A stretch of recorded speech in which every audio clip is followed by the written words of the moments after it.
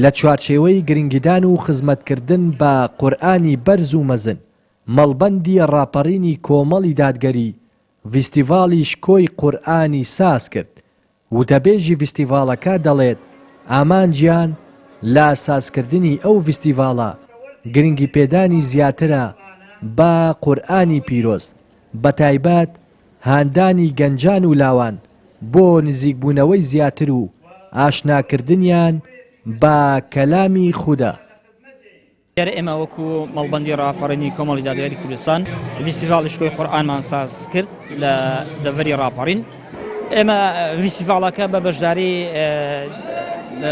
قورئان خوێنانی ڕۆژهەڵاتی و هەروەها عێراقی و تورکمانی و خەڵات و ڕێزلانی تایبەتمان پێش بۆ ئامادە کردوون و بۆ قوتابیەکانیش بە هەمان شێوە لەگەڵ بۆ هەر بێشێک لە بەشەکان لایکەمەوە گەشتێکی عومرە دوای تووری پشک بۆ ئەو بە ڕێزانی کە دەردەچن گەشتی عومریان پێ دەکەین. لە ڤیستیڤاڵەکەدا زانا و مفەسیری قورئان مامۆستا عەلی باپیر و چەندین قورئان خوێنی دەنگخۆشی ڕۆژهەڵات و باشوور ئامادە بوون. مامۆستا عەلی باپیر لە ڤیستیڤاڵەکەدا وتەیەکی پێشکەش کرد و لە بەشێکی وتەکەیدا ڕایگەیاند موسڵمان ئەو کەسەیە ئەهلی قورئان بێت، قورئان بۆیە هاتووە دەبێت لە سەرجەم سێکتەرەکانی ژیاندا بەرجەستە بکرێت. قورئان بۆیە هاتووە هەم لە ڕووی عەقیدەیەوە بەرجەستە بکرێت، لە ڕووی عیبادەتەوە، لە ڕووی ڕەوشت و ئاکارەوە، لە ڕووی خێزانی و باری کەسێتیەوە، لە ڕووی کۆمەڵایەتی و ئەدەبە بەرزەکانەوە، لە ڕووی سیاسیەوە، لە ڕووی ئابووریەوە، لە ڕووی ژان و گوزەرانەوە. قورئان پێمان دەڵێت کە دەبێت بە خەم خەڵک و دەوروبەر و کۆمەلگامانەوە بین و هەوڵ دەین حکمەکانی قورئان ڕاستیەکانی قورئان لەسەر ئەرزی واقع بەرجەستە بکەین. بەشداربووان خۆشحاڵی خۆیان بە سازکردنی ڤیستیڤاڵەکە دەردەبڕی و دەڵێن ئەم جۆرە ڤیستیڤاڵانە هانی گەنجان دەدەن بۆ هەوڵدان و ئاشناکردنی زیاتریان بە قورئانی پیرۆز.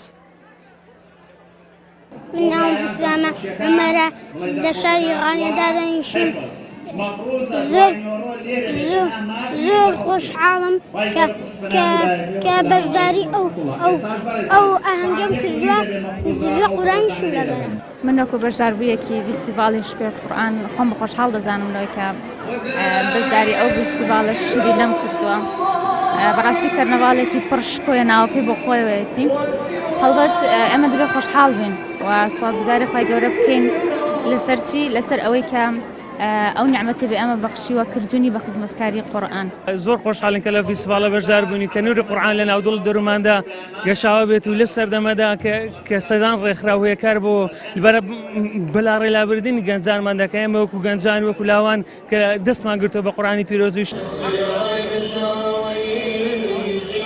هەر یەکە لە بەشەکانی وانە قورئانیەکان و جوان خوێندنەوەی قورئان و لەبەرکردن و دەنگخۆشی لە خۆی گرتبوو بەبێ جیاوازی ڕەنگ و ڕەگەز وێڕای پێشکەشکردنی خەڵات و ڕێزلێنانی تایبەت بە بەشداربووان و ئەنجامدانی گەشتێکی پیرۆزی عەمرە بۆ هەر بەشێک کە بە شێوەی تیر و پشک لە نێوان بەشداربووە هاو ئاستەکاندا پێشکەشی بەشداربووان کرا. لە دەڤەری ڕاپەڕینەوە ڕێناس ئەرسەلان کەناڵی پەیام.